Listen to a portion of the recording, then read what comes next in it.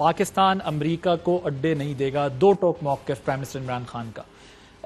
Americans کو ہم نے کہہ دیا کہ بس پرانا والا پاکستان چینج، اب کوئی سپیس نہیں آپ کے لیے.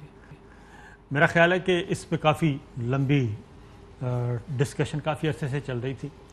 اس میں سب سے پہلے امریکنز نے رابطہ کیا army chief general Qamar Javed Bajwa صاحب سے.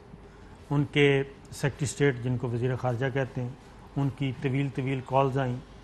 اس کے بعد پھر وزیر دفاع انہوں نے بھی، پھر امریکنز جو ملٹری لیڈرشپ ہے ان کی، پھر British leadership military leadership in کی، یہ سارے ایک. اور اس کے بعد آخری تھا CIA چیف کا وزٹ. اس تواتر کے ساتھ تسلسل کے ساتھ یہ ہوتا رہا. اور جب یہ ساری چیزیں آ گئیں اس کے بعد پھر ISI ہیڈ کوارٹر میں میٹنگ ہوتی ہے جس میں ہمارے آرمی چیف ہوتے ہیں، DG ISI ہوتے ہیں، air chief, naval chief, prime minister, important ministers, یہ سارے. اس میں پھر وہ سارے مائنس پلس دیکھا جاتا ہے. اور مائنس پلس دیکھنے کے بعد جو آخری اب تک کی اطلاع ہے، وزیر اعظم عمران خان اور ہماری گورنمنٹ لیڈرشپ، پولیٹیکل ملٹری دونوں، وہ فیصلہ ایک ہی ہے کہ ہم ایئر بیس فوجی اڈے نہیں دے سکتے. Equals to we will not give you air base. جی ہاں، ایئر بیس. پھر اس کے بعد اگلا تھا کہ ہمیں یہ ڈرون اٹیک کی بھی، ڈرون حملے کرنے کے لیے دے دیں. اس پہ بھی ہماری جو پاکستان نہیں مانا، کیونکہ وہ واپس نہیں جانا چاہتے.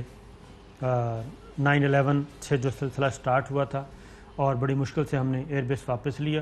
اور اس کی ریزن آپ کو معلوم ہے کہ امریکہ نے ہمارے ساتھ بھی کوئی اتنا اچھا تو نہیں کیا.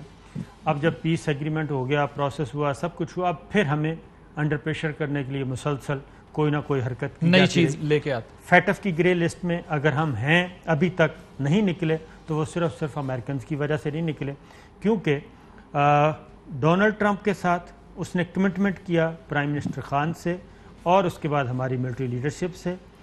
وہ کمٹمنٹ اس نے آگے کنوے کیا. یہ آن دا ریکارڈ ساری چیزیں نہیں پاکستان کو فیور دی گئی. اس کے بعد ڈونلڈ ٹرمپ کے ساتھ سیکنڈ میٹنگ ہوتی ہے، آئی تھنک ہوئی تھی سوئٹزرلینڈ میں، اور وہاں پہ ہوئی. وہاں پہ پھر پرائم منسٹر نے یاد کروایا، وزیر خارجہ نے یاد کروایا، انہوں نے پھر کنوے کیا، لیکن وہ بائی ڈیزائن تھا کہ پاکستان کو کوئی فیور نہیں دینی. تو یہاں تک تو چیزیں چل رہی ہیں. ٹھیک ہے. اب دوسرا جو فوجی اڈے مانگ رہا ہے امریکہ، وہ کیا صرف افغانستان کی وجہ سے مانگ رہا ہے؟ اس کی وجہ سے تو نہیں ہے. چائنا ہے، گوادر ہے، ہمارا سی پیک ہے، اس کی وش لسٹ تھوڑی سی لمبی ہے. تو ادھر سے پھر ہمارے ساتھ چائنا کے ساتھ بھی ہم آپس میں رابطے میں ہیں.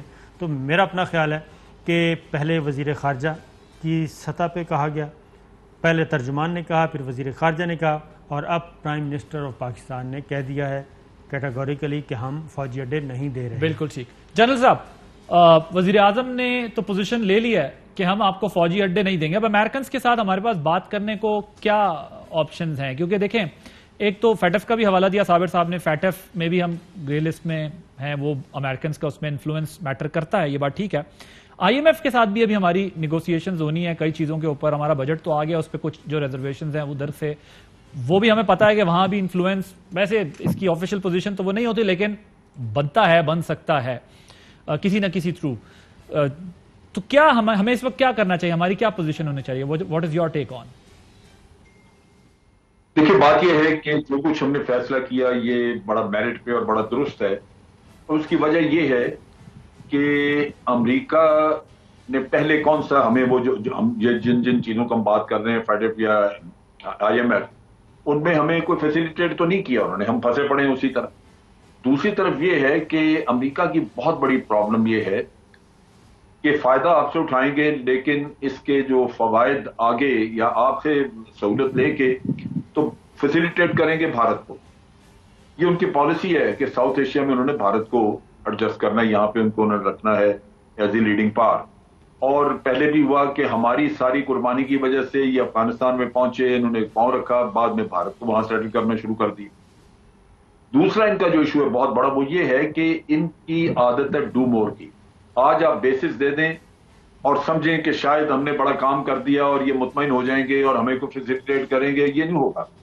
کل ان کی ڈیمانڈ کچھ اور نکل آئے گی، اور جب وہ پوری نہیں ہوگی تو پھر آپ کے ساتھ وہی سلوک ہوگا جو وہ ہمیشہ کرتے آئے ہیں کہ جہاں جہاں آپ کو پھنسایا پھر پھنسا دیں.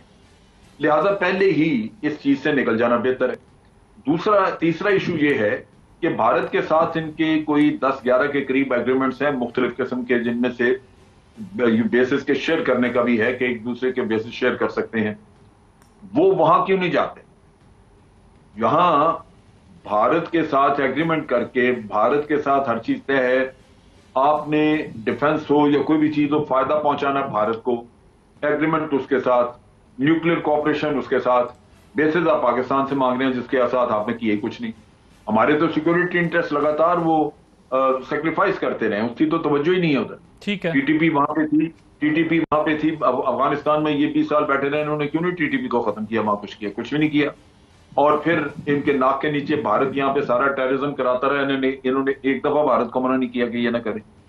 تو بات یہ ہے کہ جب ان کے اسٹریٹجک پارٹنرشپ بھارت کے ساتھ ہے, مفادات ادھر ہیں, تو ہم سے صرف اگر کام ہی لینا چاہتے ہیں تو آپ کیوں کام؟ تو ہم نے بالکل ٹھیک پوزیشن لی ہے, کیونکہ پاکستان کا کسی اعتبار سے بھی کوئی بینیفٹ نہیں ہے, تو ہم نے دو ٹوک جواب ٹھیک دیا ہے. اب بات شروع ہو تو آپ کہتے ہیں کہ ان پوائنٹس پہ ریلیف ملنے کے بعد کوئی بات ہو سکتی ہے, ورنہ یہ سب یوز لیس ہوگا. بخاری صاحب, یور ٹیک آن.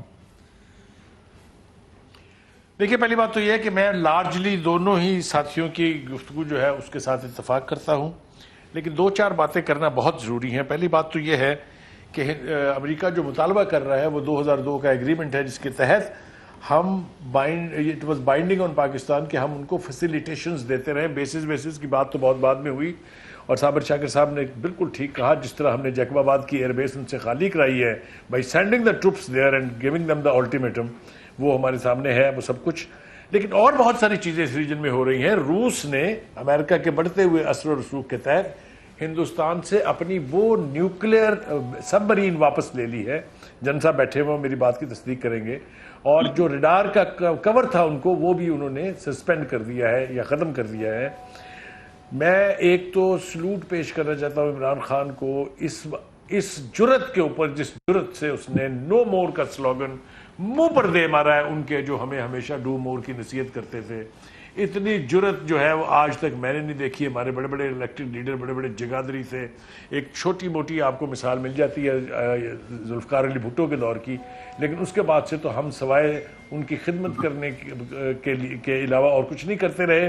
اور جو امریکہ کی لسٹ آف بٹریلز ہے, سٹارٹنگ ود پی ایل جو کے تحت جو ایڈ آتی تھی اس سے لے کے, اور پھر نیوکلیر پروگرام, اور پھر اس کے بعد F-16 کی سیل اینڈ سو آن, اتنی بڑی لسٹ ہے کہ میرا نہیں خیال کہ we should trust Americans any مور.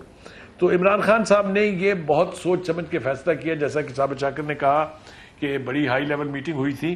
ظاہر ہے ہم نہ تو سی پیک کو رسک پر ڈال سکتے ہیں, نہ اپنی چین کے ساتھ دوستی کو رسک پر ڈال سکتے ہیں. یہ بات بھی بالکل صحیح ہے کہ وہ یہاں پر افغانستان میں اب اپنے مفادات کے لیے نہیں آ رہا, وہ صرف چائنا کے ساتھ یعنی ایک ایسا کھینچنا چاہتا ہے کہ چائنا جو ہے ایبسلوٹلی. دوسری بات یہ ہے کہ میں ذمہ داری سے یہ کہہ رہا ہوں کہ اب امریکنز بھی یہ سوچتے ہیں کہ افغانستان میں ان کے لیے کچھ زیادہ نہیں ہے, اور جتنا کچھ باقی ان کا انٹرسٹ ہے اس کو دیکھنے کے لیے ان کے جو ویسٹرن ایلائز ہیں وہ بڑی بھاری مقدار میں وہاں موجود ہیں. سو دس از اونلی فار چائنا, اور ہمیں مجبور کیا جا رہا ہے امریکن کی طرف سے. میرے خیال سے آج کا یہ جو سٹیٹمنٹ ہم دیکھ رہے ہیں, جو ایک انٹرویو کے اندر عمران خان صاحب نے کہا, absolutely no question of giving them any basis. I hope the next statement should come that we are not bound by the agreement of 2002. No more facilitation. ویسے کہا عمران خان صاحب نے یہی ہے, اس میں میسج یہ چھپا ہوا ہے کہ no more facilitation. کوئی ایکٹ آپ کو ایسا نہیں کرنے دیں گے جو آپ یہاں سے لانچ کریں افغانستان کے خلاف. تو میں تو ایمانداری سے سمجھتا ہوں اور بڑی جرت سے میں یہ کہہ رہا ہوں کہ عمران خان کا یہ فیصلہ جو ہے بہت دور رس ہے, اور پاکستانی قوم کو اب ضرور فخر محسوس ہونا چاہیے کہ ایک لیڈر تو ایسا ہے جس نے امریکن کو کہا ہے گو ٹو دا ہیل.